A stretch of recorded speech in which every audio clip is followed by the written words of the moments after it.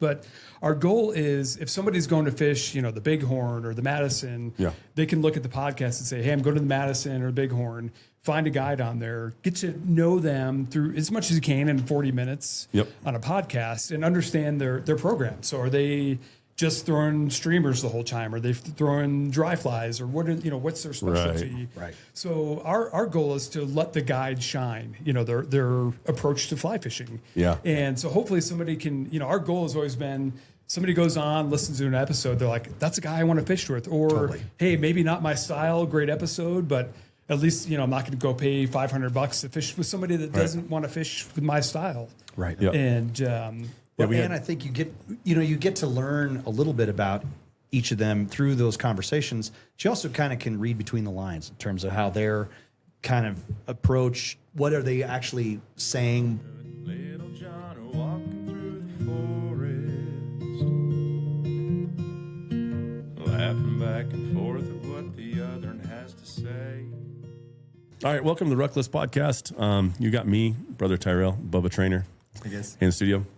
And then we've got some other podcasters. So this should be really easy because I want you guys to carry the weight for me. We'll do but our best. I'm cheating here because I did not want to mess it up because I was like, it's the Fly Guides Podcast. Right. That's right. Yes.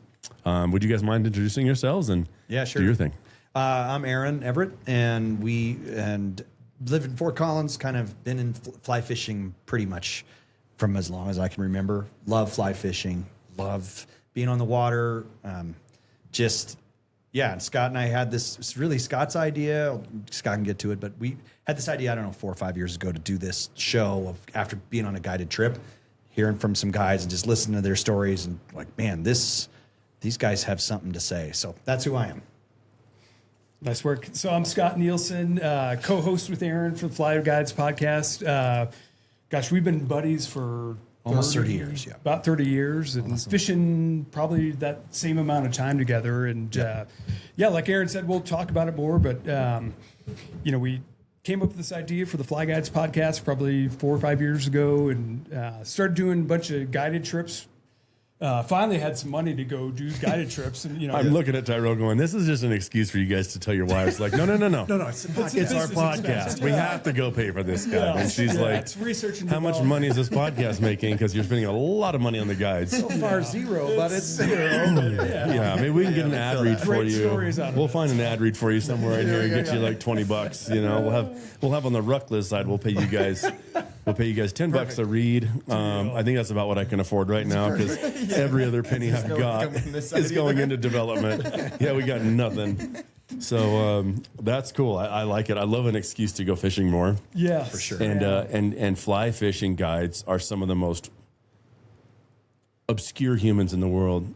Yes. There are some really weird ones out there. Yes. Yeah, the interesting thing that's been really fun actually to do in this is to kind of get to understand there's a moment when almost every one of them decides that they're not going to participate in the classic American experience. Yeah. And they all have this moment where they say, I'm not doing this, I'm going to do this, it's a beautiful sport. It's so much fun. But to be a guide is an obscure choice. And it's hard. And it's hard work. If you guys I've helped with a buddy that he's an outfitter, and I've on very rare occasion I've guided for him. Yeah. And I'm like, how do you guys do this every day? It's crazy. Yeah. It's exhausting, Yep. dude. It is so, especially, you know what you're going to get, whether it's wind, rain, the sun beating you down or you're freezing. Like, it is really rare in fly fishing to get like that day where you go. We don't even say wind. Tyrell, you might not know this, but you can say the W, you can say Walter, you can say Wanda. Any other fun names for wind out there? No. Worthless. Worthless, exactly. But you cannot say that word on the boat, It's worse than bananas. And the cool thing about that is they give you a great experience regardless, whether it's windy, raining, dude. snowing, cold, the weather sucks. Yes. They're like, I'm going to take you down this river or on this body of water, and we're going to have a great time regardless of what's happening. Yep. Yeah. Over, a handful of guided trips that we did together, we're like, gosh, these guys are really interesting. These guys are cool. They're characters. Yeah. They're each one's so different, unique. They bring a different approach. Some guys make you laugh all the way down the river. Some guys, it's like going to college where you're start to finish. You're like, I learned 10 new things that I never knew before. So So Some of them yell at you. My last guided trip, I got yelled at. And there's guys that, there's the grumpy old curmudgeon. Freaking rooster up in Wyoming or on the Jefferson. And put you in your place. Oh, he did. Well, and dude, it was funny and I get it. I'm still a little salty about it, but I completely understand where he's coming from.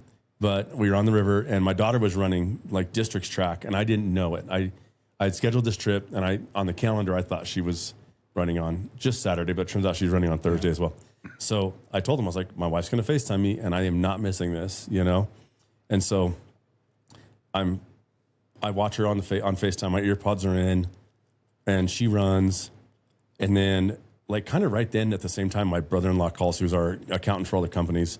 And I didn't pick up, and he goes, hey, I need to talk to you. I just got the phone with the attorney. And I'm like, when your accountant says you just talked to your attorney, and then he says, call me. Answer the phone. And it wasn't really anything that was, because they're attorneys and accountants, they think everything's a big deal. Of course. And, I'm like a psychopath, and I'm like, whatever, that's nothing. We'll figure it out. But I was on the phone with him, and Rooster, I guess, is behind me, and he's yelling at me, just yelling. And I've got my earpods in, I can't hear anything. And I turn around, and my buddy's in the back of the boat, and he's giving me one of these, like, you got to get off the phone, man. We're anchored up. And I can see just Rooster's red face and I like pull out an earpod, and he's like, if you're going to fucking be on the phone the whole time, I'll just drop you off. You can walk home. And I'm like, whoa. I was like, I didn't hear you. I didn't hear you. I'm sorry. I'm so sorry.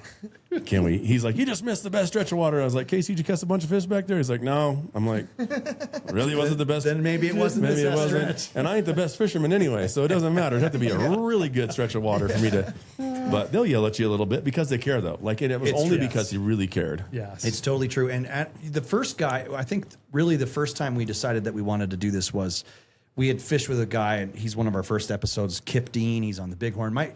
I grew up fishing the Bighorn with my family, so we would go up there.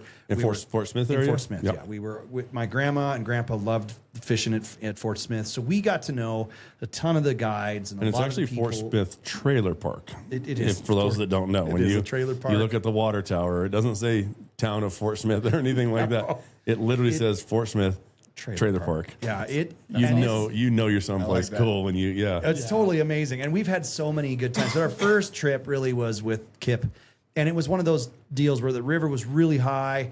It wasn't great fishing. We were doing a Teton rig, which is just kind of it's not much fun. But Kip made the whole deal for 2 days.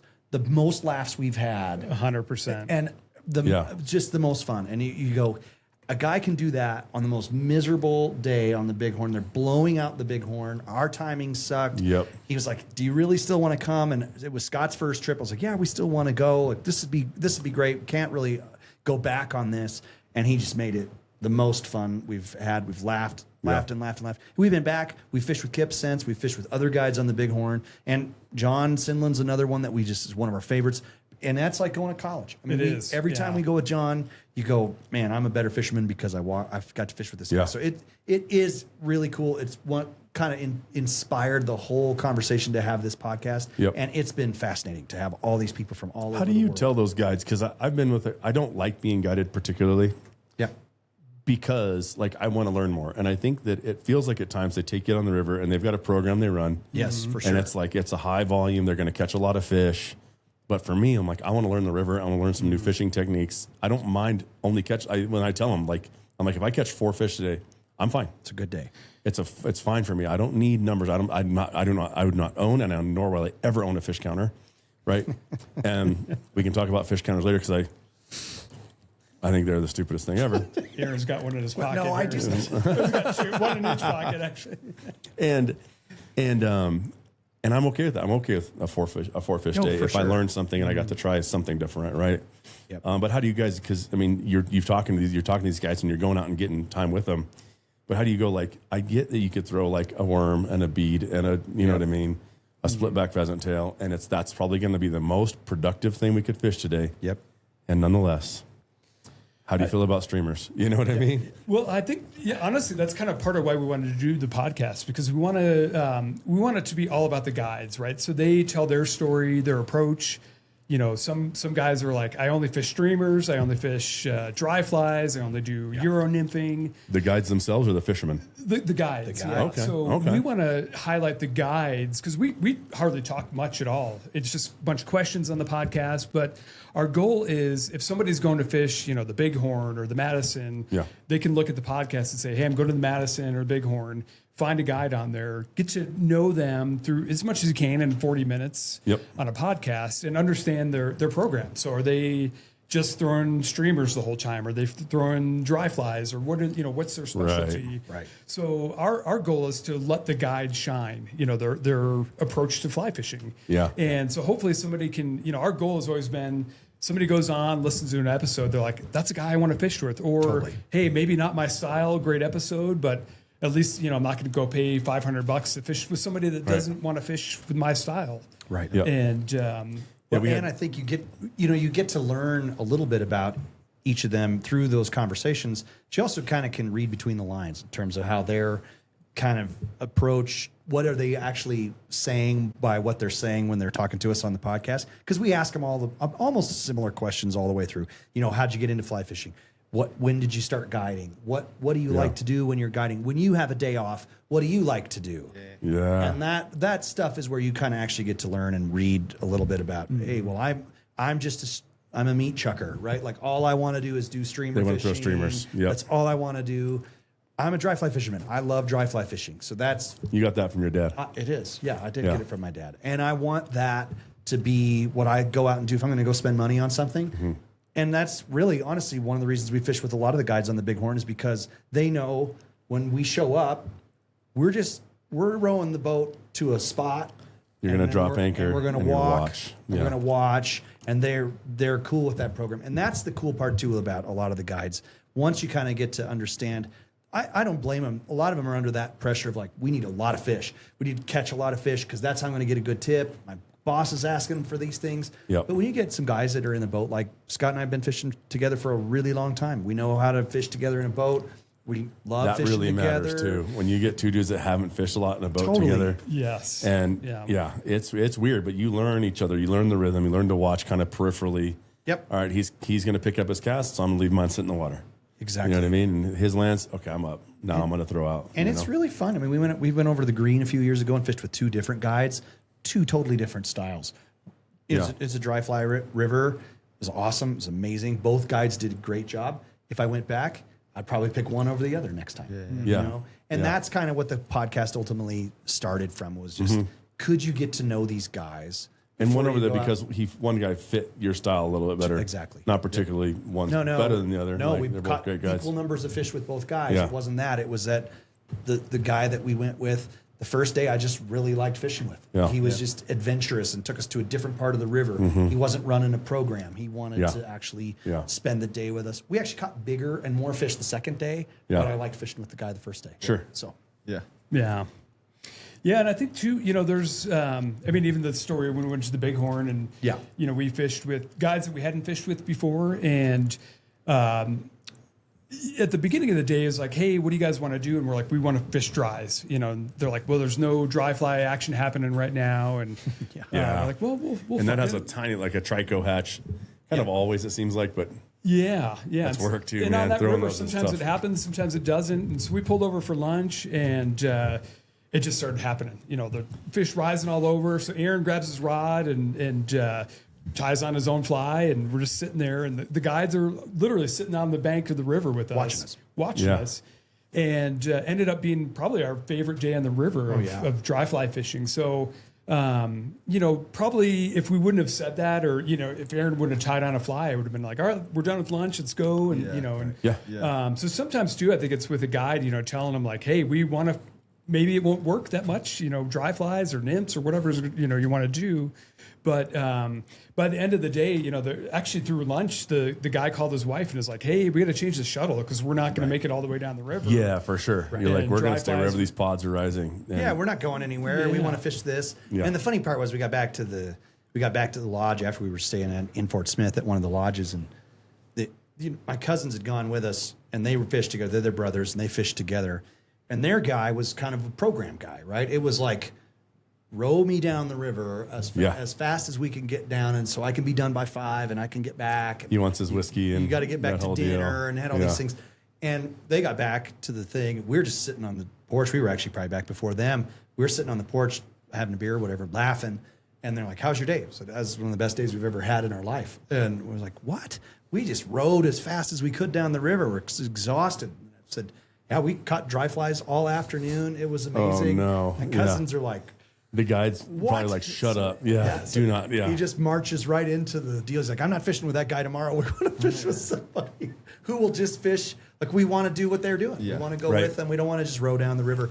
And I don't blame the guide for rowing down the river like that. It's just, there are expectations, I think, when people are spending that kind of money on a deal, that they want, hey, I want to catch as many fish. I'm here to catch the biggest fish I can possibly do. And I think as time goes on, one of the things that we've appreciated about just being able to fish on a boat and being with a guide is that you can actually say, well, I'm not actually just out here to spend the money for fishing. I'm actually here to have the experience, to kind of get to know these guys, see the scenery, but also learn something. It really becomes an educational thing. And that's when it's kind of our favorite kind of fishing, I think, and at least particularly with a guide. Absolutely. Yeah.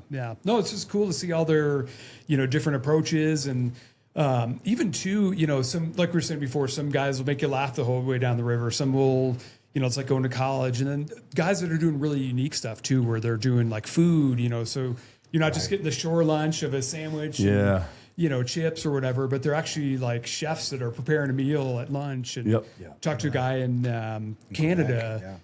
And he actually pulls over. You keep fishing, but he goes makes a wood, like a fire, cooks over the fire, and is foraging. He's finding like herbs and all this crazy stuff. Maybe he caught a salmon throughout the day. He's cooking up that salmon. Wow. And it's like a 5-star meal out in the middle of nowhere. That's awesome. So it's been really cool to see. We're in Colorado. It's kind of trout capital, but you start to vastly realize that. There's so many people doing different things through not only our region, but throughout the world. That it's just doing the podcast has opened our eyes up to like, Absolutely. you're doing every time we're like, you're doing what, where? And trying to make an experience for the guest that's incredible. That guy that we talked to from Quebec, his whole background is his family's like 5-star chefs in Montreal. And he's like, but I don't want to cook in a restaurant. It's too much pressure.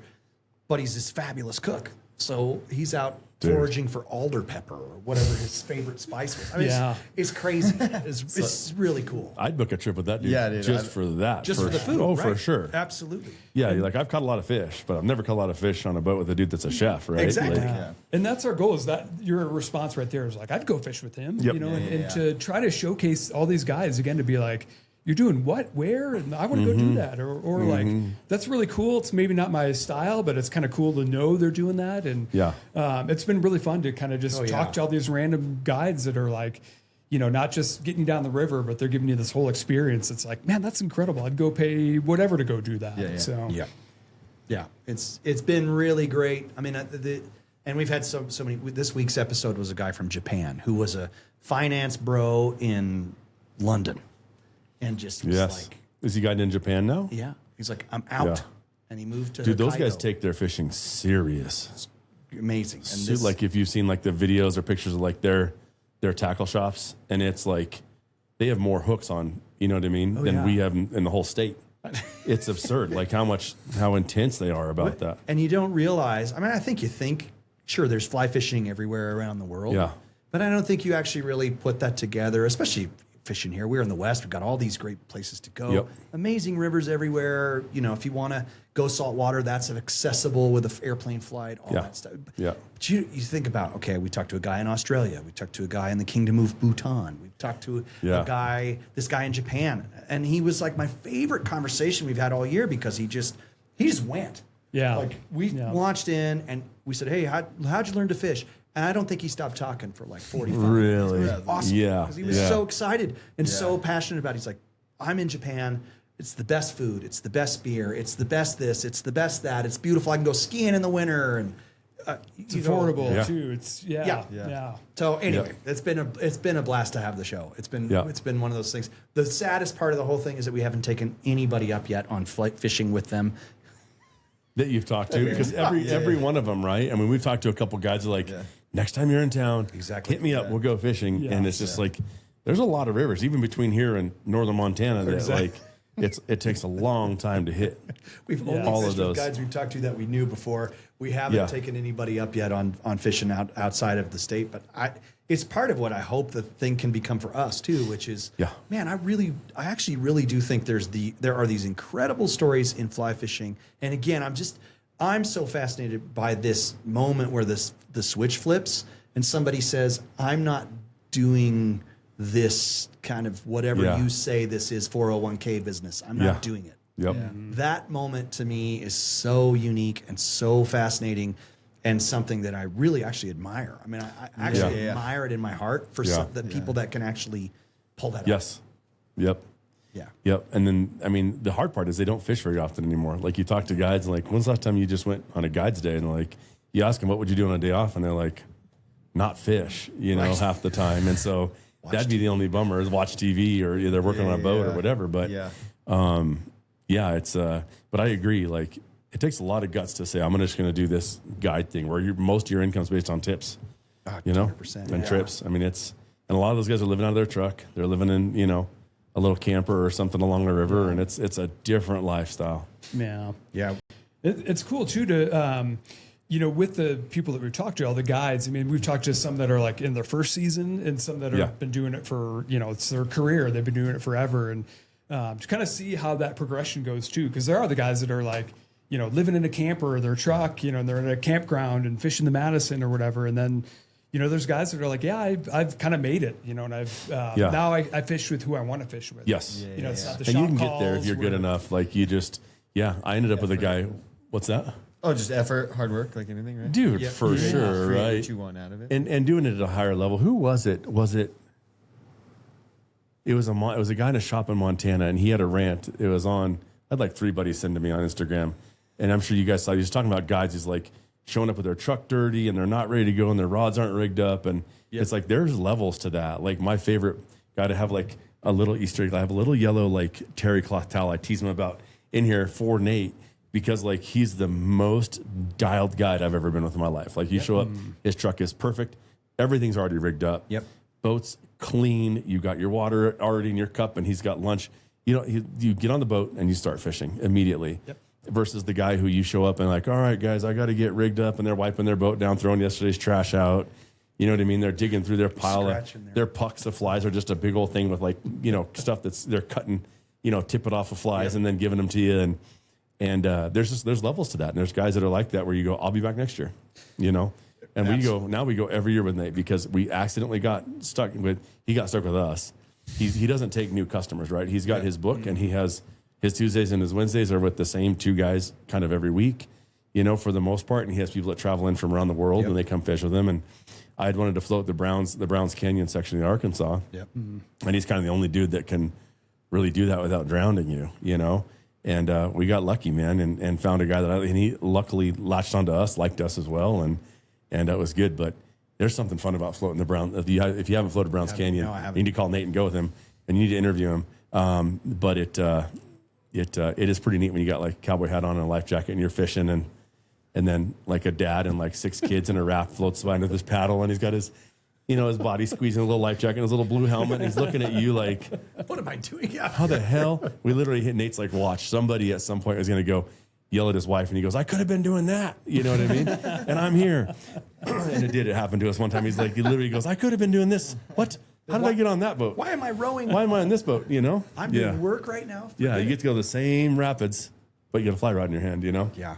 Yeah. No, it's I think the coolest piece about kind of the whole guiding adventure or like lifestyle, I guess, is we say it all the time, especially when we pull into Fort Smith. It's like, man, if we'd have found this before we found women, trouble. Like this Real is where trouble. we would have just been.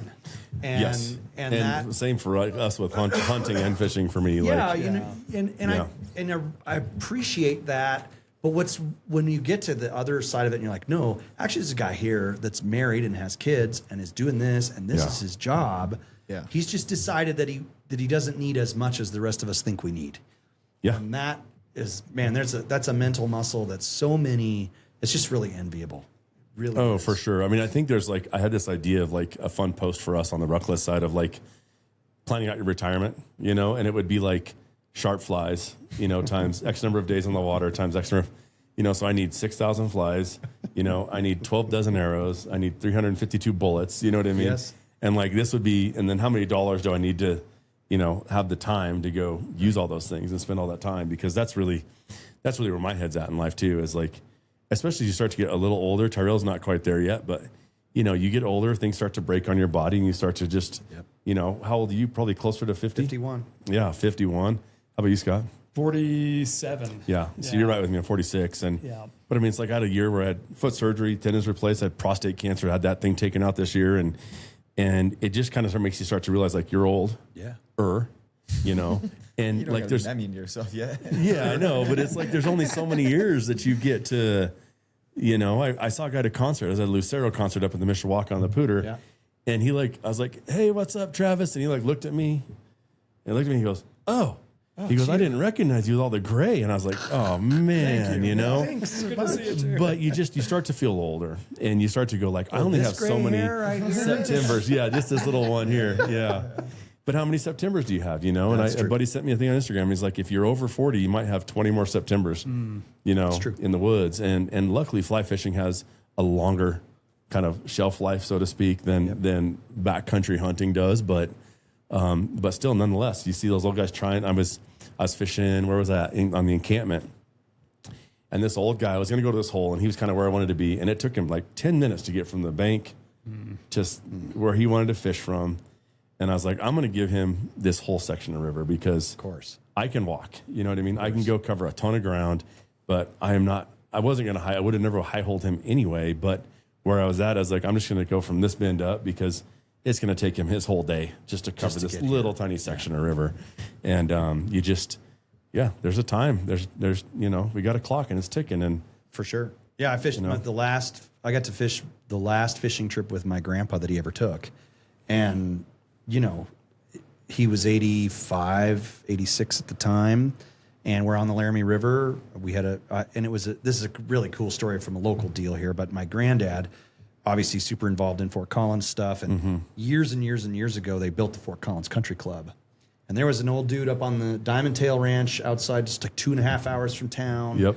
And he owned the Diamond Tail Ranch. And he said, I don't pay cash to play golf, but I'll tell you what, I'll trade you all the fishing you want on the Laramie River up here if I can have a membership to the Fort Collins Country Club. Grandpa did it in a second, of course. And then it kind of became this thing. It was a club. It was a fishing club. And he had it for years. When I was a kid, we learned to fish on the Laramie, which is, if you haven't fished the Laramie, it's amazing. It's also impossible. The fish are smart, and they never see anything. They don't care. It's glass. It's really hard. They're big. They're 20-plus inches. Monster fish. I always in there. I hate to blow up spots, but I always joke about like the 12 people listening. But I mean, you can say all you want because most of it's private. It's all private. There's some very little. There's one tiny little section of public there as you're coming because you're going upriver out of Laramie. Yep.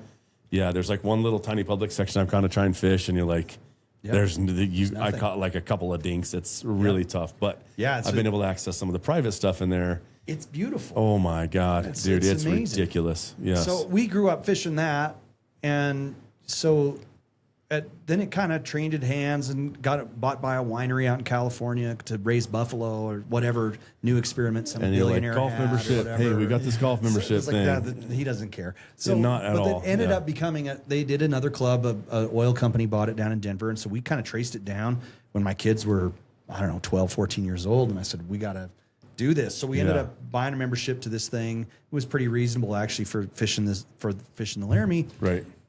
And I took my granddad at the very end of his life To fish the same to go property he fish had the same fished. property that he had traded this golf club membership for at the country club. And I didn't fish. I honestly just Of course. Yeah. sat there and watched my grandpa fish. Tide flies on for him. And And he fell in, and it was, you could tell he was 86. We were having a hard, and he told me, walking back to the truck at the end of the night, he's talking to me about his time at the Korean War and how he would pace off how the distance was and how he could measure distance by his pace. and all the things. So this is what fishing does. It's these great legacy memories, and it's my dad, my grandpa, and me fishing the Laramie River on this stretch of river that my kids have now fished, my buddies have all fished. I mean, it didn't get any better. And I was on his last bighorn float trip, and I was on his last fishing trip of his life. It was pretty cool. Dude, that's awesome. It's so cool. And as a grandfather, to think like, I'm not even there, but think about if your grandson went with you, and like, when it comes to legacy, you go like, this is my legacy, that my grandson wants to go fishing with me. And he knows the stories, right? I knew the stories of that whole adventure and why that was so important, why that place is so special. Yeah. And, I kind of said it at his funeral that I had this vision of my granddad standing in that river. And when my grandma passed later on, I guess it was at my grandma's funeral, when she passed later, I said, I could hear him calling her, Joyce, get in the river. It's ready right here. And I knew right where they would be fishing, which would be on the river. So it's pretty cool. That's really cool, man. Sentimental, but that's super. And there's so much there are so many sentimental things that come out of this whole hunting, fishing adventure. It's like, that's why, like, my kids know where I want my ashes to be spread, and it has everything to do with like a place we spent a lot of years hunting, and unless that changes, I'm like, put me in these headwaters and I'm going to hit along the way. I'm going to hit a lot of my favorite rivers, Yeah, I understand. On the way down. 100%. Well, it's part of the, fishing, hunting, being outdoors, it's great to catch fish, great to get a kill. Yeah. But the days that you don't, it's if you can appreciate those, I think you've mastered that sport, because it's more about that, talking to a buddy, or sitting on the bank and having a beer, or great conversation, or just being outside, and that's what it's all about. So. Oh yeah, and I think it's explaining that to people that they don't quite get it, and it doesn't take much for somebody to kind of fall in love with it, but always trying to explain like, this is what we're after, and these memories and those conversations, all the stuff in between. And, it's funny because we went, we were in the Redwoods 2 weeks ago with my family, and we were hiking, and I rarely just go hiking in the woods without hunting or fishing, Right. And so my wife was like, is this a lot like what the hikes are when you're hunting? And I said, yeah, this is, sure. The woods, the trees are bigger here, right? But the woods are the woods. But when you're hunting or you're fishing, let's say specifically dry fly fishing, you are trying with hunting, and when you're hiking, the wind changes, the sun changes, the smell changes, the temperature. Are the thermals going up? Are they going down? You're listening. If a squirrel moves in the woods, you're looking at it. And when you're just hiking, you're just kind of walking. You know what I mean? You care about the roots and that, but you're not really engaging with it in the same way you do when you're hunting. And it's the same with the river, right? Like, for sure. When you're standing in a river fishing, you're thinking about everything. You're thinking about what bugs are hatching right now. You see a bird fly by and you go, okay, bird means probably bugs, means probably the fish are going to change. Well, what's the water temperature doing? Yep. Right? Okay, what's the wind doing? And you're engaged with that in such a different way that like you're really becoming part of it. You're picking up rocks. You're looking under rocks. Like it's... Absolutely. It's one of the only places, you and I, we get compared often in northern Colorado as two of the most insatiable entrepreneurial guys, I guess. Yeah. And it's the only place my brain shuts off. Yes. And yes, dude. And I love it because the phone isn't buzzing. And even if it is, I don't give a crap. You don't give a crap. No. So it's this great moment, but it takes so much mental space to actually do it well. And to watch and to have the patience to just sit there, even in 100-degree weather, while you're waiting for that one fish to take the one bug. He's there. You're waiting and watching. Hours could pass. And you never know. And your brain is. And all you're focused on is a size 20 dry fly. That's it. The smallest thing you could possibly see on the river. I can't even tie them on anymore. You can't barely see them anymore. You're in that place now where you're like going way out here and putting the sun through the eyelid. So you can. Cheaters. We're all everybody's got cheaters now. I know. I haven't given in yet. I'm trying not to. I waited until I was 49. But we were on the Snake 2-3 days ago. And I swear to God, if I could have had like binos that would have like folded down, because you're having to make these long casts too, right? Oh, yeah. And I got these like 18, 16 was too big. It's like either like size 18 or 20 with CDC. You couldn't have a big post. It was just these fish were freaking picky. Yep. But when you got them dialed, they were there. They were all over the place. And that takes 2, 3, 4 hours. Oh, it took us most of the day. We didn't really get them figured out till about 3 o'clock in the afternoon. Yeah. So you're in a boat all day, like fighting it, trying to figure it out. Is it, what is this? Is Throwing that.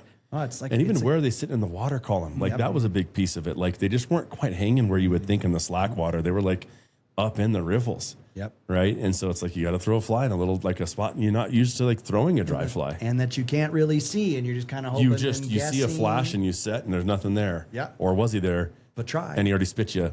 You don't know. Man, that's the stuff that just is the best part about, I think, being outside. It's a little bit of a lost art for men in our era. I mean, I think it's easier these days to kind of watch TV and grumble about politics or whatever, but to actually be out and doing it, it makes you something more than I think you otherwise are, which is really cool. Yep. And it's so humbling. Like when you have those guys that are educating you, and like my son is, I told you guys he's been lifting a bunch, but I told him the other day, I was like, don't let your ego get in the way of your muscles. You know what I mean? Yeah.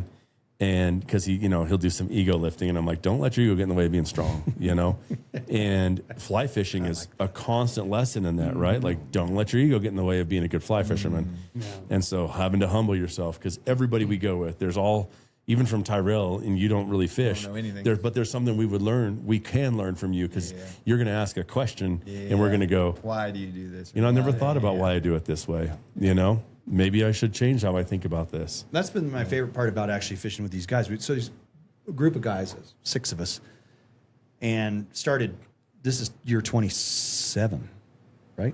Yeah. Yeah. Year 27. Yep. And the first group was just Scott, myself, and another buddy. And the other guy and I fly fished, but he was very early into it, didn't really know it. Scott wasn't even fly fishing at the time. I think you were just still spinner spin rod, casting. Yeah.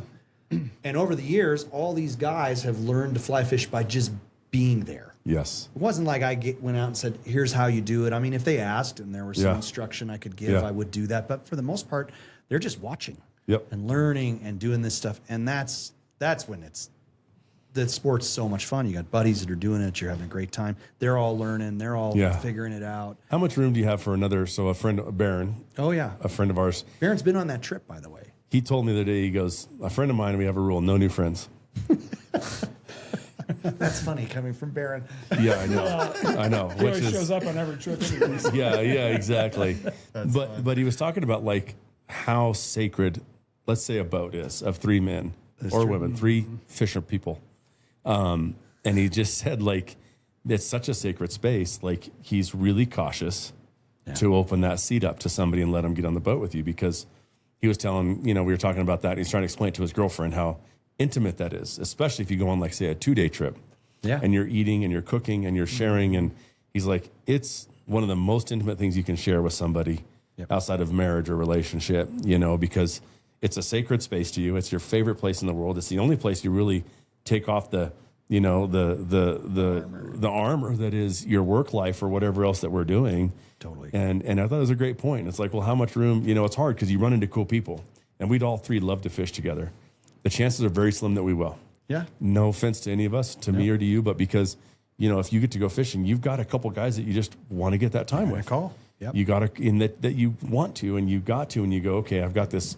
I know the drakes are coming off on the blue right now. Yep. Like, who do I call? You know what I mean? It's like, well, it's more about like who I need to get some time with, and that buddy I want to get that 2.5 hour drive up the mountain, and then that hike in, and then the high fives and the hugs and the celebrations because you finally got that one fish to eat that's been sipping in that pool for 30 minutes, Yeah, it's really and true. so it's not true, because Baron loves people and he's always trying to, you know what I mean, support other fly fishermen, especially. And he'll take you on any trip if you ask. He will show you everything, and you will learn a ton from that guy, right? You do. And that's what I love getting invited on trips where I'm like, I am going to learn so much from this group. You know what I mean? Yep. But it's true. I think there's a limit to how many dudes you can have in kind of your crew of fly fishing guys. I mean, it's hard. Yeah. Well, Scott has a point there. Scott's like, yes. Scott knows this. I do? Yes. Am I not invited? No. Yeah. No, I mean, I think you can speak to that pretty well about even our trip. Yeah. No, you're right. I mean, it's...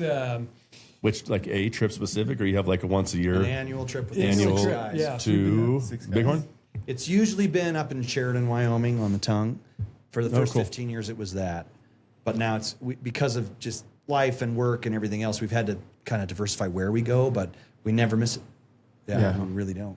Yeah, and it is a pretty tight group of guys, you know, where it's we've known each other for 30 plus years, some longer, and you know, to have somebody else come in, it's like I don't know if you're gonna, you know, because those 30 years are pretty sacred, you know, where it's like dude, for sure, the amount of laughs you've had, the amount of cries you've had, the amount of hugs, and just like life issues, like we were talking about. I mean, it's the fishing's kind of the gravy, right? It's the reason to get you together and to go, but.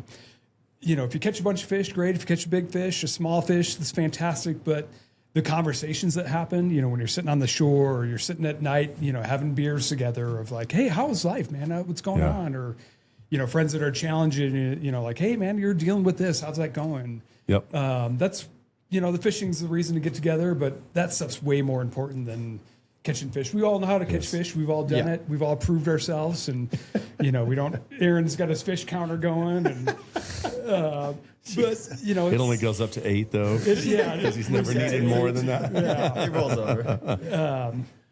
But that is, I mean, it does get challenging trying to bring somebody new into that equation. Where you know, we've had a couple people that have come on our trips over the years here and there, and we're super welcoming and fun group. You know, but. It's also just something about, you know, like some of the guys don't even live around here. So you get to see them for maybe a week every year. Right. And you want that sacred time to be, you know, to catch up and shoot, you know, tell the same dumb jokes you've been telling forever. And, but also just, to check in and see how you're doing and what's life looking like. Well, in the boats, you know, I mean, you're on a boat and it's like, you've got, you know, there's guys that like music. There's guys that don't like music. What kind of music are we listening to? Are we like going to fish hard all day long? No lunch needed. I'll eat out of my vest, you know what I mean? I'll eat some jerky and we're going to go hard. Or there's guys that want to stop and enjoy the time and drink the beer and all the other stuff. And so everybody's got a different style, and it definitely has to fit. It does. We've done, we call it the Sheridan Mix. It's every year everybody's supposed to bring their top 10 songs of the year on a CD. It used to be a CD, now it's a pod. That's how long you've been doing it. That's so awesome. A cassette tape and a CD. So now they all send it to you right away. like a Spotify share list. Yeah. Yeah, and usually there's a couple of guys you're like, you really shouldn't probably be on this trip if you brought these songs. Like everything going on over here? Where have we been the last? What's going on with you, man? Everything okay? Yeah. Why is Kesha on this mix? Get out of here. Yep. Yep. So I'm curious, you guys, just to shift gears, tell me about Reckless. I'm really curious about this whole thing. Yeah, Tyrel, that's why we're doing the podcast. We got rucklist.com. Rucklist _official is the Instagram page. But it's an app we've been working on for about 3 years now. Wow. We have been through a couple renditions. I think this is like version 4. Yeah, I don't know. Of it. It was an idea I had years ago, probably 6 or 7 years ago. Because I'm an idiot and I'm always forgetting stuff, you know? Good company. And that's where it started with, you know? I mean, it's it really did it was born out of that. And it was, when we started, it was just going to simply be, here's a place to save your lists. Just a little bit more than what you might use on your notes or a spreadsheet or a piece of paper. Yep. And then it kind of evolved into, well, what if we can share the list with everybody? Well, that'd be cool. What if we had a page or a portal within the app where we could say you guys are going on your Sheridan trip. Now you guys can create a trip there where you're all communicating in the trip and you can see what everybody's packing. So so-and-so's got the stove, so-and-so's got the beer. That's cool. This guy's bringing these 3 meals because it's logistically a pain in the ass for a group trip especially. And so it's really evolved, and it's been a ton of work figuring out the kind of the genus species DNA of how people pack. Yeah. And building an app that works for everybody for the most part on how they want to pack, right? So you're going to get more than you want to out of me on this, because I feel like our team has a doctorate, I think, on this, because we've tested it with a lot of different people, and how many people go from, you know, one guy might just have his backpack and everything jammed in the backpack, right? Mm-hmm. That's fine. Another guy might have 9 different color-coded dry bags, all that live inside of a backpack, right? So he's got, you know, his clothes, and then he's got his, you know, cookware, and he's got his toiletries, and he's got his toilet paper in a dry bag, and he's got, you know, everything else. And so it's organized in this way. So it was something we didn't realize we were getting into with the Ruckless side, was reverse engineering how people pack and how they prepare for a trip. Yeah. And then how they prepare as an individual and how they prepare as a group to go on a trip, and then we have the outfitter side that came into it along the way. So how does the outfitter communicate with a client or a customer that's coming on a rafting trip or just a hiking trip or a hunting trip? How do they communicate what that person needs, right? And there's a lot of different names for a lot of different things. And so kind of helping boil that down and pull it together as well. So really it's there to be a resource for people as they're going on a new adventure. Or, when I took my kids up into the Raywald Wilderness to go, I had shot a bull, I'd come down and I was going to take my kids back up with me for 3 days. And going like, when I pack for myself, it's one thing. Yeah. But when I'm taking my kids up and we're going 6-7 miles into the wilderness, dude, the pressure was on. And at that point, we've kind of been debating on how much we have to charge something for it, right? Because we've got hundreds of thousands of dollars into development. And so at that point, I was like, I would pay $100 right now. Yeah. If I could go look at 4 or 5 different lists from different fathers or daughters or mothers that have packed for their kids and take them into the wilderness for 4 days. Because I can live without a lot of stuff. You know what I mean? If I'm cold, I'll get a sleeping bag wrapped around me, or I'll just hike my ass back out of there if I'm not going to. Yeah, if you're going to. If I forgot all my food, I'll just hike back down, I guess. And, 2 days later, I'll be back again, right? But the pressure is on when you're taking your kids in there. And so, and I think a lot of guys, especially guys, if, like I'm going to go to Alaska to hunt moose. And, dude, the kind of the insecurity I feel in what do I need for that trip? And I've been in the woods hundreds of days. Like I'm as equipped as anybody to be out there, not as anybody, but I'm more equipped than 90% of guys to go out in the woods and stay there for 8 days, right? And still, nonetheless, I'm going, shit, like I don't know exactly what I need, right? And we have a lot of East Coast guys that come out here, whether it's, I mean, you can get in a big old jam fishing too, just like you can. I mean, it's no different, right? You're going to float a 16-mile day and weather comes in and you're there on an October day in these mountains on the west side. And it's like, you can get yourself in a real pinch. You can get in really big trouble, Can you? No. Right. And even littlest stuff, right? Like when guys are like, hey, I'm going on a float trip for the first time. Like, cool. Hey, a couple quick things. Get yourself a little poofy jacket and a dry bag. You know what I mean? And throw some extra snacks in there. Just make sure you can feed yourself because you never know what this guy's going to show up with. No. I've had guys show up with come up with a bologna sandwich.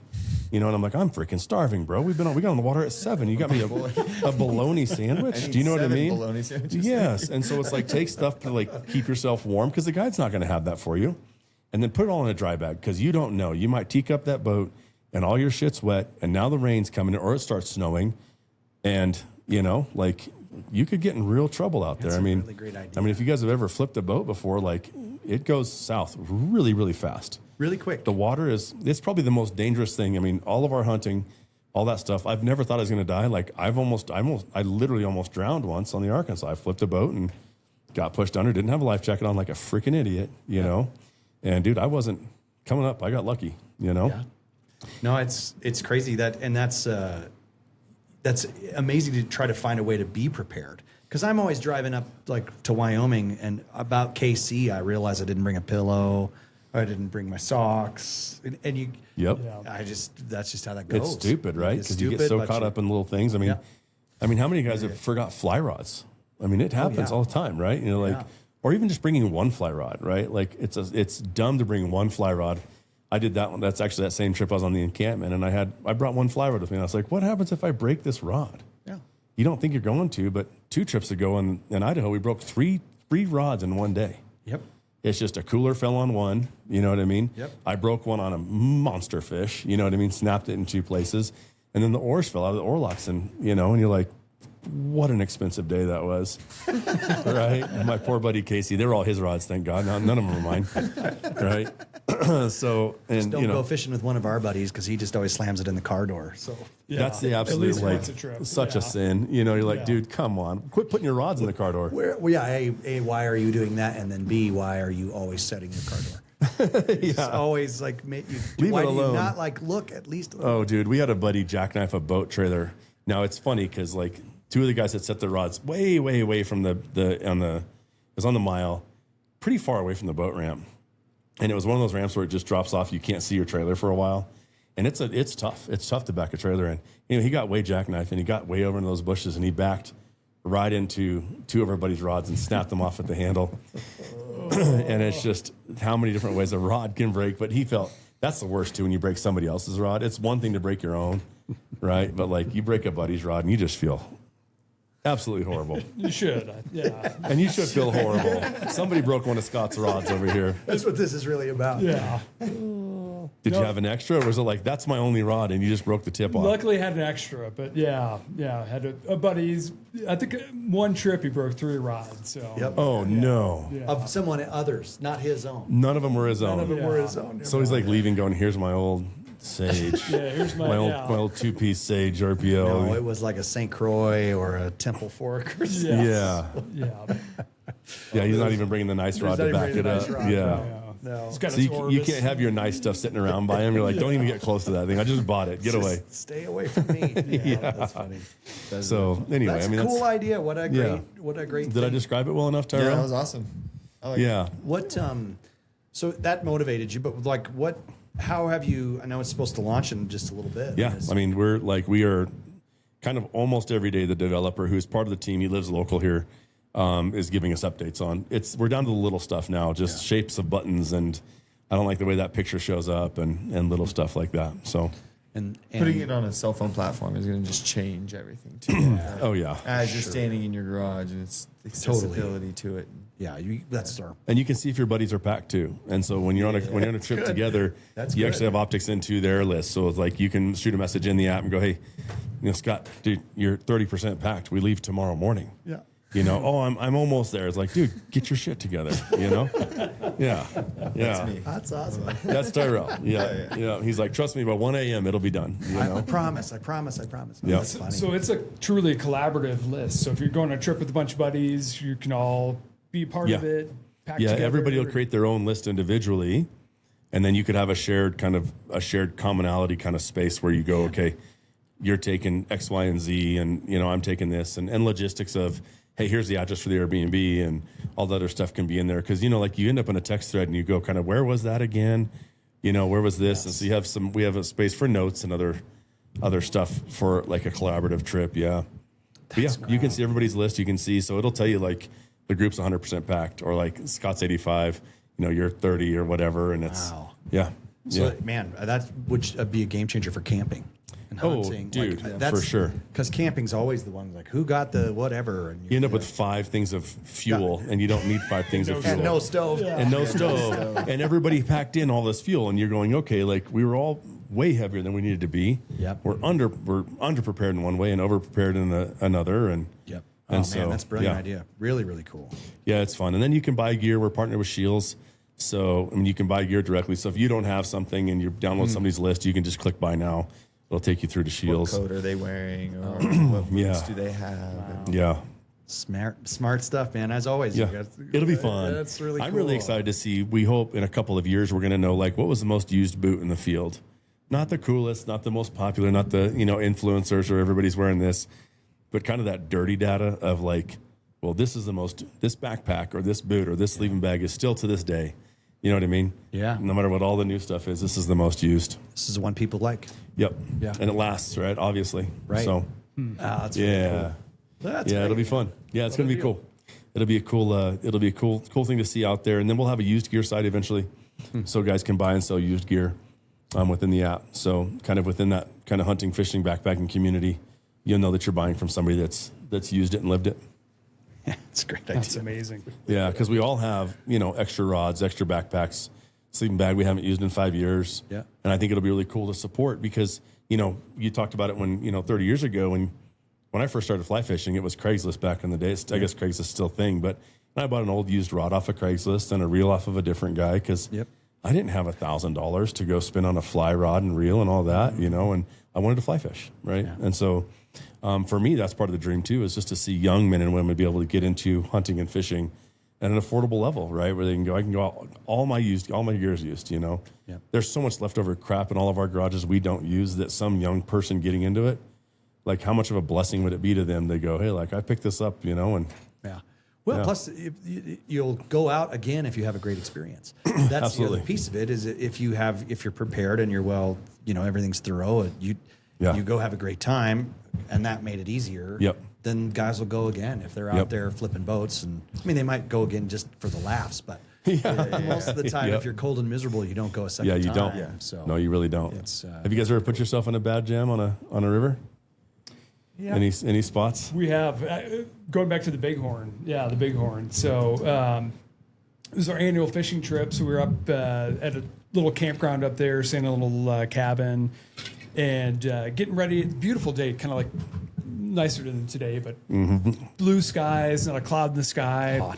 Hot. So we go into the fly shop and, talk. There's an old guy, like, looks like Gandalf. He's got the big beard. You tell he's been fishing forever. And so we're talking to him, buying some flies. And he's like, hey, just so you know, guys, some weather moving in later today. And we're all like, whatever, old man. What do you know? You're old wise man. He's like, my elbow's been hurting a little funny. Yeah, my knee. This doesn't only flare up when tornadoes. Take your rain jackets. Be sure to take your rain jackets. Yeah, be off the river by 3. And of course, we get a late start. We're on the river by 10 or whatever. And going down, and the river's like empty, which if you fish the Bighorn and it's empty, it's probably like your number one sign that you should, maybe you should be get thinking off about the getting off the river. river. Apocalypse, nuclear war, the rapture, Or bad weather. Bad weather. And so we're probably halfway down the river. And if you've never fished the Bighorn, there's probably 4 pull-offs on the whole river, 3. Right. So it's kind of like a committed river. Once you're on it, you're on it. And you're going all the way either 3 miles down or 12 or whatever. Yeah, exactly. 16 or whatever. And so we're kind of halfway down, and again, the river's clearing out. Fish are going nuts. Probably one because of the better weather's days. changing. Because they Yes. feel the front coming in, so they're all feeding, going crazy, and so we look over to the Bighorn, so you can see the mountains off in the distance, and the clouds are kind of building over there, and then eventually you can't see the mountains at all, and you're like, oh, that doesn't look good, and we slowly watch this little wall of clouds and rain moving in, and it finally hits us, and we had 2 boats, two different groups of 2, and get around the corner, and it just like opens up. I mean, they're like go nuts. Horses across the way. There's a little corral there. Horses are bucking up, going crazy, and it just hits us. And it's like the most intense rain, lightning, and just going off. And we're like, oh my gosh, what do we do? So I'm in a boat, kind of in front of Aaron and another buddy's rowing it, and we're getting pushed into the bank. I mean, you can't row.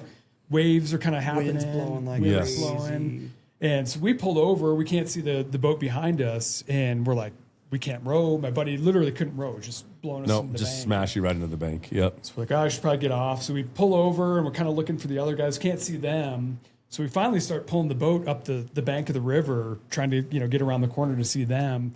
And I'm literally looking up for like a tornado because it's that bad. Yeah. Windy, kind of like full weight into the wind. Lightning from here 100 yards away. Smashing. Yeah, and Striking you're down on the everywhere. water. You're like, this is such a bad idea. And so we finally get up to them, pull over, and we're like, what do we do? I mean, there's some willows and, stuff to kind of get into, but like, do we flip the boats over? What do we do? And so we finally just hunker up against the, under the trees. And of course, one buddy didn't bring a rain jacket. So 2 of us are sharing a Trying rain to share jacket. rain, freaking jet. Yep. And So cold. It was so cold. It went from like 90 degrees to 45 in 20 minutes. it just, it just hit us. And so we're hunkered down, just like, what do we do? I mean, we got to row out eventually, but is this going to be 3 hours, 40 I really minutes? thought we were spending the night on the side of the river. Yep. I You're like, this is good. We're socked in. Like, we're flipping boats, sleeping under the boats tonight, and hoping that we aren't going to get hypothermia or this idiot that didn't bring his jacket. You're just, and that's when you're going, man. How are we this ill prepared? It's one thing to kind of laugh about it in hindsight. At the time, we were kind of all going, and one of the other guys we were with decided to take his waders off. I don't know why, and he's soaking wet. Like, why? What are you doing, man? He got down to his tighty whities in the boat. Like a salamander out there in the rain, just getting wet. Like, And what's I'm he trying to row, thinking? and this guy's stripping his waders off and his big white. It's just, it was awful. Aaron's been in therapy ever since. Poor Aaron. Yeah. And that's the guy that had Keisha playing. He's not allowed back It was anymore. exactly the same guy. Yes. Wow. He doesn't get to come back again. No, it's too fun. It's pretty amazing. I mean, but it is like, I'm sure, and I know hunting is even, you can find yourself in a jam faster. Oh yeah. So yeah. Return the favor. What's the jam well, you've been in? I don't know. I assume the water probably happens a little quicker just because you're in an environment that you have no control of, and like the idea of being swept down, you know? Yeah. And on the mountain, it's like, but it just turns fast. Same you thing. find yourself in the open and you have nowhere to go. Where are you going to go? And you're hunkering under trees a lot, but it does, like, you'll be up there and it's like blue skies, and 10 minutes later, it can be a hailstorm, a snowstorm, and now you're stuck in it. But it's, I think the worst thing that ever happened to us on a hunt was, Tyrel wasn't with us on this one, but we were chasing two different herds, got into them, got into some bulls, and the weather was kind of moving in, and we could like hear some lightning off, but like, we're distracted, we're gonna hunt. We didn't end up shooting anything, and I'm making a very abridged version of this story, but the point is we were distracted by the chase on the animals, so we weren't paying attention to the weather. And then next thing we know, it's just lightning all around us. We hunker down and wait for it to pass. The lightning passes, the rain doesn't. And this was a while ago, before Onyx and before what we have for as good of a GPS system as we've got now. We had just this little tiny handheld GPS where you put a chip in it. My buddy had it. He had never really learned it. And so it was sort of his first time. And we had made maps of the area. And at one point, let's see here, I had made copies. I had a map and I had a copy, and I made the guys a copy just to where we're at. And I laminated them for him. And so we were going to split up one day, and I said, hey, do you have your map? And my brother was like, no, I don't have my map. And I was like, okay, well, Jay's got his. I'm going to give you mine, and we'll have one, and you can go off, and then we'll meet you back at camp. So a couple of days later, we're on this, this hunt. Well, both of those guys somehow decided they weren't going to bring their copies of the maps.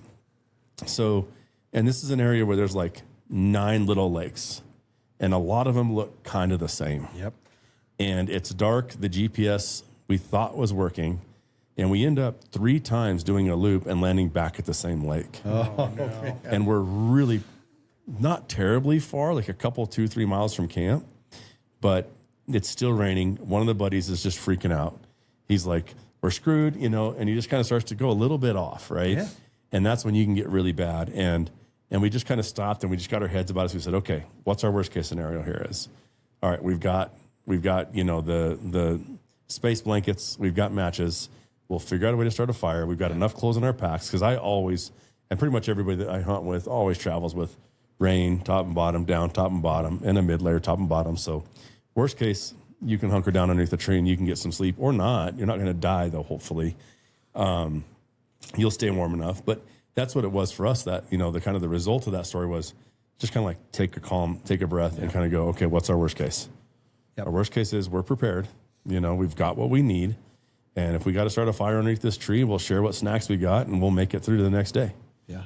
But it happens. I mean, Tyrel and we've ended up in a hellhole of a spot chasing elk where we forgot, because we were at the top of the mountain, heard a bugle without thinking.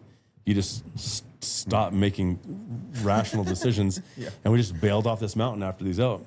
Well, it turns out it's like 1 o'clock in the afternoon now. It's really hot. It's hot as shit in Utah. We don't have any water. We've got water filters, but there's not a lot of water in Utah. Nope. And like we're digging the bottom of our packs, finding like an old pack of peanuts, and like we literally had laid out like all right, every guy, we had like a tuna pack, some peanuts, and one guy had like an old protein bar, and you kind of like cutting everything in thirds. You get 9 peanuts, I get 9 peanuts. Everybody's starving, and then we hunted the rest of the afternoon, almost got him, and then from there we hiked. We had to go down through. We ended up being 6 miles from the truck almost. Yeah, Tyrel and him had to hike on the road. We ended up from one road to another road in this big area. I was going to say, I don't remember you on that hike. No, I stayed back and hunted, remember? Yeah. So it wasn't quite dark yet. We're like, you guys better get going, so you can get back to the truck in time. And I was like, I'm just going to sit on this edge of this drainage. And maybe, there was a wallow and it looked like there had been elk in through there. I was like, you might get back and I have shot something, or maybe not, And I didn't see a damn thing. But, but I mean, we've ended up, in hunting, you really the quickly lightning, can. On the top, we're usually up high. Yeah, lightning's a scary piece up there. And this is kind of like, what do you do? Yep. Lightning, man, that's the one that we've We've had that a couple of times fishing. I mean, it's just. Have you ever been shocked when you're fishing by lightning? No, I haven't, and Yeah. I'm grateful I haven't. But it's, Yeah, I have. Yeah, it's yeah, it's up on the Dream Stream. Well, it struck really close to us, and we were standing just on the edge of the river, but it struck so close that electricity came Through the up through the river and up through me. And I remember all I know is like my rod ended up like 12 feet from me, like my body just like. But that carbon fiber rod, like it felt like a lightning rod in my hand when that lightning hit. It was like all through your body. Oh yeah, it's a trip, man. No, yeah. We were one time we were up on the North Fork of the Pooter, and we just ended up in another terrible lightning storm. There's rattlesnakes everywhere up there. Oh, that place. There's some. That was a dens. tip from Barron, by the way. So Watch the snakes or where to go. no, where to go? We don't. I mean, I don't like to talk about With that watch section of the river because I don't. I try and keep some spots. Well, a little we bit won't. safe. It's not But- where you. I won't tell you where. But those hillsides going down into the river there, just there's one spot I know there's a den because every time I walk past, it's like I've almost never not in the summer months. I've almost never not seen a rattlesnake. They're everywhere on that hillside up there. They're everywhere, and it was And one of mountain those- lions. That place is chock full of mountain lions too, man. It was probably It's like you're part of the food chain when you get up in that they were section of very much mountains. a part of the food chain. Snakes everywhere. Fishing was really good. It always, yeah. But it was Yeah. at the end of the day, it just started raining again. Huge lightning storm. And Yep. for whatever reason, we were so terrified of the snakes. We're like, well, let's walk up on the ridge. Maybe they aren't up there. Yeah, yeah. But now we're on top of a ridge, walking Lightning. around with 9 foot, Yeah, lightning lightning rods rods. in Yeah. our hands. Yep. Literally running and like jumping over snakes. I mean, like no joke. Like Yeah. yeah, It's a terrifying. trip how many freaking snakes are up there, dude. No, I don't like Yeah. going there. And if you Google that particular spot too, that like the first thing that pops up is rattlesnakes. So Yeah. we Yeah. thought it was like maybe to scare people off or whatever. No. Fishermen Keep the away. local. Yeah. Nope. No, it's And I don't know, like, if you guys are hiking in there and like get to the end of the road there, and you kind of come off that face, and you have to go really down that big steep, and it's just like a bowl, and it's a little rattlesnake, basically one giant rattlesnake den, I believe. I totally I would say what it is. Hate hiking out of that. I don't like fishing. I hate it. We haven't been back. Yeah. That was the one. It makes you jumpy as hell, man. So Yeah. sketchy. My first time going to that river, I didn't know where I was going. I took my mountain bike, and I went left instead of right, and I ended up like biking through the woods. I was like cut up. I mean, it was horrible, dude. I wasn't lost because you can't get that lost out there. You No. run into the river and turn around and come back to the road. But I mean, I was miles in there and It could turn Yeah. on you fast back there. just bad absolutely, intel back there, you know. But even the, going back to the packing stuff, like never have thought of putting a snake kit in or, bite Yes. kit or anything like that. Yep. So like, that's kind of probably one of those points where it's like, Right? Yeah. probably should have one of these things because, Yep. we fish a lot of spots where there's What's the snakes. protocol there, Tyrel? I mean, so Tyrell is a medic in the Army, and the one thing he's got, my bino harness is right outside of the door here, but he made me, in a loving way, but like, I have my tourniquet on the bottom of my bino harness at all times. Yeah. And there's just other, a simple one. You But can there's- just do so much with the tourniquet. They're easy to carry. easy to carry, but we had one guy said baby aspirin's another tip. He's like, just always have baby aspirin. So if especially like the guys. we're getting old now, one of us has have a heart attack probably, and Right? I forget who was it, Joe Bradley was talking about. He saved a dude's life. He just had a couple baby aspirin in his pack. Yep. And 2 of those, and the doc's like, had you not given him that, he probably Yeah. would have died. But I mean, what do we do? Is it just a snake kit, you think, I T? don't know what the snake bite. I don't think sucking it out is That's not the a thing. protocol. I think if you wanted, you could tourniquet it. Like Just to stop that blood between flow the from heart. coming up. Yep. So you're not bringing it into your heart, but then Hope you have to the service. local hospital with Get there as fast as possible. yeah. Right. I think you have decent. Don't quote me on any of this, but Yeah, we've done this a lot on the podcast. We get into like the medical things like, I don't know. You look we at should me- just stop maybe talking don't. now What because if- we don't know What if the shit. fishing's really good? Like, how long can you wait? That's How where long you do know. we have? That's where you you talk put the to your- tourniquet on. Your buddy, you're like, how bad does it hurt, dude? Like, is it really Give hurt some real aspirin. bad? Dry Yeah. flies are going off. We got it. Yeah, exactly. Yeah, but I think- you I start think- walking, I'll catch up. Okay. Ultimate protocol there is antivenom. Yeah, Is get it Yeah. as get fast as to- possible. yeah. That'd be worth carrying this, especially this part of the country. Yeah. I mean, and it's like even up at the mile, we fish that a lot, and it's like Snakes. I'd say almost always if I'm floating there for a 2-day trip, we'll find a snake or two. Oh, yeah. Who's the artist who got bit in Colorado? Posner. Are you a Posner fan? Maybe that's Joel who told me. He hiked across America. I think he's like an artist, makes music. Oh, And really? he got, changed his life. I don't know. I don't know the story. I don't want to quote him, but he was walking across America. And I think by La Junta, I think he had to go to La Junta Hospital. got bit by Oh, that's a good way to rattlesnake. die. You don't want to go to the hospital. You should just drive to Pueblo. What, Risk the extra living 45 minutes. Living in La Junta? Is that- Living in La Junta is a good way to die. But like, if you want your family, I feel so bad about saying this, but like the joke was like, if you want them, if you don't like them, take them to the hospital in La Junta. But if you want them to live, drive them to Pueblo. Drive the extra, yeah. Drive the extra 45 Posner's minutes. still alive, so it worked out. He lived. That's funny. Yeah. And he bit him. Yeah, I think that's the. Yep. Well, that's Don't a cool suck idea. Don't suck your buddy's venom out either. No. Yeah, don't be doing Not that. a thing. Yeah. I'm excited for you guys to do this deal. That'll be a really cool to see how the response. I think that's got to be. Yeah. And especially if you got this much time and money into it. We do. We do.